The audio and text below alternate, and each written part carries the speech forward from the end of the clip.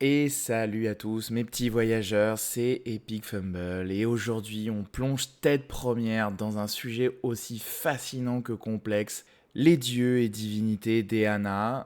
Oubliez vraiment tout ce que vous pensiez savoir sur les panthéons bien rangés, parce qu'ici, l'histoire des dieux est une saga plutôt épique, pleine de mystères et de choix qui ont façonné la réalité elle-même. Donc accrochez-vous, ça va être divinement intéressant. Pour bien comprendre les dieux d'Eanna, il faut remonter loin, très loin dans l'histoire, avec un grand H, à l'ère des mystérieux voyageurs. Ces anciens maîtres du monde ont construit quelque chose d'absolument dément qui s'appelle la forge du destin. Imaginez un instrument capable de manipuler le hasard, les coïncidences et même de créer des dieux.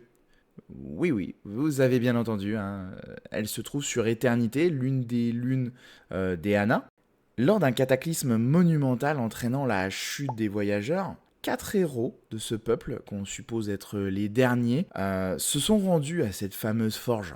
On ne connaît pas vraiment leur nom, parce que trop ancien, mais plutôt leur surnom coloré. Il y avait le noir, la blanche, la dorée et le rouge. Et c'est là que les choses deviennent vraiment très intéressantes. Arrivés à la forge du destin, les 3 premiers, à savoir le noir, la blanche et la dorée, font le vœu de sauver Eanna. Ils deviennent alors la triade du renouveau. Le premier d'entre eux, le noir, a acté la fin de l'ancien monde pour le renouveau. Il deviendra par la suite le dieu mort, souvent associé à la couleur noire et à l'espoir de retrouver ses proches dans l'au-delà. La blanche, elle, a œuvré pour la purification et la renaissance de la vie. Elle sera connue sous le nom de Givreuse, la déesse des glaces, capable de pactiser avec des forces plutôt inattendues. La dernière, la dorée, a favorisé les nouvelles formes de vie, apportant espoir et joie. Et oui, c'est Flore, la déesse de la vie et de la splendeur. Ces trois-là, nos premiers dieux de l'ère actuelle, ont posé les bases de la nouvelle Eanna. Mais si vous avez bien suivi, vous savez qu'il y avait également un quatrième voyageur. Et qu'est-ce qui lui est arrivé? Le rouge, lui, a refusé cette renaissance simple. Son vœu à la forge était complètement différent. Il voulait ramener le monde disparu à la vie, y compris ses horreurs. Et devinez quoi? Eh ben de ce vœu serait né le chancre. Oui, oui, on parle bien de cette entité corruptrice qui cherche à transformer Eanna en un monde déstructuré, mais splendide à sa manière, comme une forme de vie mutante et proliférante. Il a plusieurs aspects. Le fléau hideux qu'on associe à la maladie et à la dévastation, le cauchemar lié à l'horreur et à la folie qui envahissent les rêves, et le dernier, le sublime, qui est une forme de beauté mutante, parfois trompeuse et parfois séduisante. Le chancre peut corrompre la magie elle-même, surtout la transmutation, la nécromancie et l'enchantement. On parle ici de la menace principale d'Eanna, hein. Je pense que cette force chaotique mérite amplement une vidéo rien que pour elle. N'hésitez pas à me dire si cela vous intéresse dans les commentaires.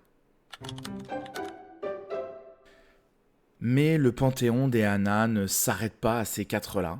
D'autres divinités, avec leur propre histoire et objectifs, façonnent ce monde.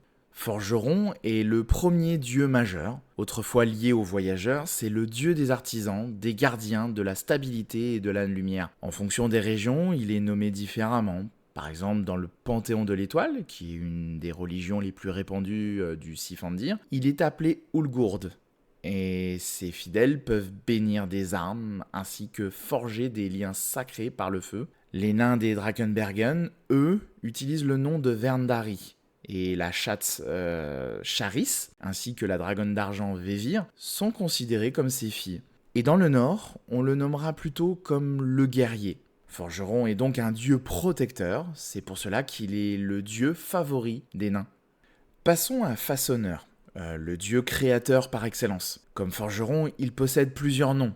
Gund, dans le Panthéon de l'Étoile, Trickster, par les Duergar de l'Inframonde, Afirenere, le père créateur dans le Khan, Lerkerasmi, le potier, pour les nains, et Béamir pour les humains dans les Drakenbergen, ou encore Havni, le père pour les orques des Hyrule. Mais attention, on est plutôt en présence d'une divinité chaotique qui considère la beauté et la monstruosité difforme au même niveau. Serait-il à l'origine de créatures monstrueuses? Il semblerait que oui. Vient maintenant Eana qui a donné le nom à ce monde. Si vous avez bien suivi la vidéo précédente, n'hésitez pas à aller la voir si ce n'est pas déjà fait. Eana est non seulement le monde, mais également une déesse. Ce serait même la toute première entité divine qui aurait donné naissance au monde et à toutes les formes de vie, ce qui correspond bien à son surnom usité couramment, monde. Contrairement aux autres divinités qui résident dans le plan astral, elle serait dans le cœur d'Eana, dans le monde physique. Le nom d'Eana est plutôt l'appellation que les elfes et les druides du Sifandir utilisent, mais on trouvera également le cerf stellaire en Lothrien et en Arolavi, grand arbre dans les terres de Mibou, grand-mère bison par les Ciméens de l'inframonde, ou encore terre-mère dans le Khan. Il faut savoir que le Panthéon de l'Étoile ne reconnaît pas comme une divinité de son panthéon, et ses fonctions sont plutôt rattachées à Flore dont nous avons parlé en début de vidéo. Je vais revenir vite fait sur les 3 premiers dieux qu'on a cités pour mentionner les autres noms qu'on peut leur affubler en fonction des régions et des peuples. Par exemple, Flore est nommée Koiré par les elfes, Lif Edlich dans le Septentrion, Bel en Cirilan et dans les Royaumes des Sables, Edwen et Edwur dans les Drakenbergen, Kuzdeg dans le Khan ou encore Neidvar. Et voici les surnoms de morts. On a Finitude, le masque, Narfor ou encore l'âme. Et ceux de Givreuse sont plutôt Déchéance, Aldrin, Vieille d'Olivière, Morsure et Tevshir. Passons aux 2 petits nouveaux, Tempête et Nuit. Je pense qu'il faut une vidéo dédiée à ces 2 divinités car leur histoire est super intéressante. Si vous avez lu un peu les livres, vous avez forcément entendu parler de Tamerak le Destructeur et de sa mère Xonim. Ce sont 2 personnages qui ont atteint le statut divin grâce à la forge du destin. Voilà, je vous inonde de noms pour tous ces dieux, ce qui est un peu imbuvable, je vous l'accorde. Donc n'hésitez pas à consulter le tableau récapitulatif qui est dans le livre Encyclopédie, page 344. Vous pourrez retrouver une bonne partie des noms que j'ai cités. Pour l'instant, nous avons cité les 8 dieux majeurs. Monde, Façonneur, Forgeron, Flore, Mort, Givreuse, Nuit et Tempête. Mais il existe encore quelques entités beaucoup moins connues. Nous avons déjà mentionné le Rouge, qui en est le premier, mais il y a également Faucon Solaire, une ancienne divinité majeure des elfes, qui aurait été dévorée par le chancre, entraînant son oubli dans la mémoire des peuples. Bedawiti, l'infinitude, est une nouvelle divinité dont le culte se propage fortement depuis les royaumes des sables et prône la rigueur morale, la compassion, la pureté et la non-violence. Son culte est présenté comme facile d'accès, promettant la libération et un accès à une meilleure compréhension de la réalité. Dans le Khan, à Ayangabaul, on honore encore une divinité nommée Ayanga, rivale de mort car elle possède un lien avec la mort, le mystère et le savoir. Mais elle a été absorbée par le cauchemar, ce qui a permis la corruption de nombreux sorts par le chancre.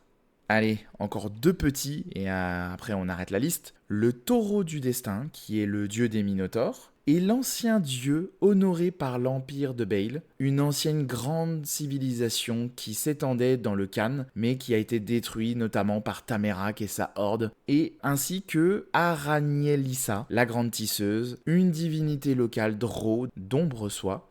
C'est une puissante Drider, une créature avec un buste de Drow sur un corps d'araignée, symbole du destin et de la chance, lié au sublime, qui protège son peuple du fléau hideux, une des autres formes du chancre.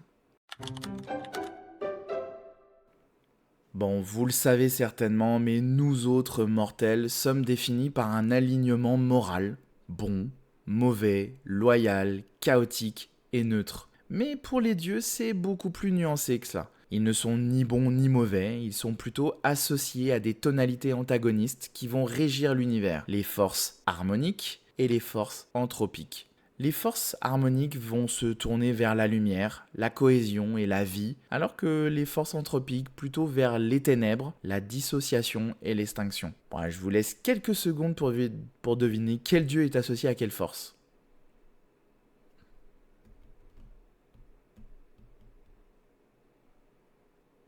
C'est bon? Allez, la réponse. Monde, façonneur, forgeron et flore seront plutôt définis comme des forces harmoniques, tandis que mort, givreuse, nuit et tempête a des forces anthropiques. Mais ça, c'est à un niveau divin. La perception qu'en ont les mortels est bien différente, hein. Elle va varier en fonction des besoins et des croyances de chacun. C'est pour cela que pour un même dieu, on pourra retrouver des cultes bons et d'autres mauvais. Par exemple, forgeron est perçu à la fois comme un protecteur et un tyran. Vous trouverez toujours des cultes aux aspirations opposées, vénérer le même dieu. Tout cela parce que les enjeux divins sont bien trop éloignés de la morale et l'éthique de leurs fidèles. Et voilà, nous avons terminé le tour d'horizon de la divinité, même si on pourrait rentrer encore plus dans les détails. Mais j'espère que ça vous a donné envie de vous intéresser à la religion d'Andragon. Cela donne pas mal d'idées pour créer des cultes originaux à intégrer dans vos scénarios. D'ailleurs, si vous l'avez déjà fait, n'hésitez pas à me le mentionner dans les commentaires, je suis assez curieux d'avoir votre avis.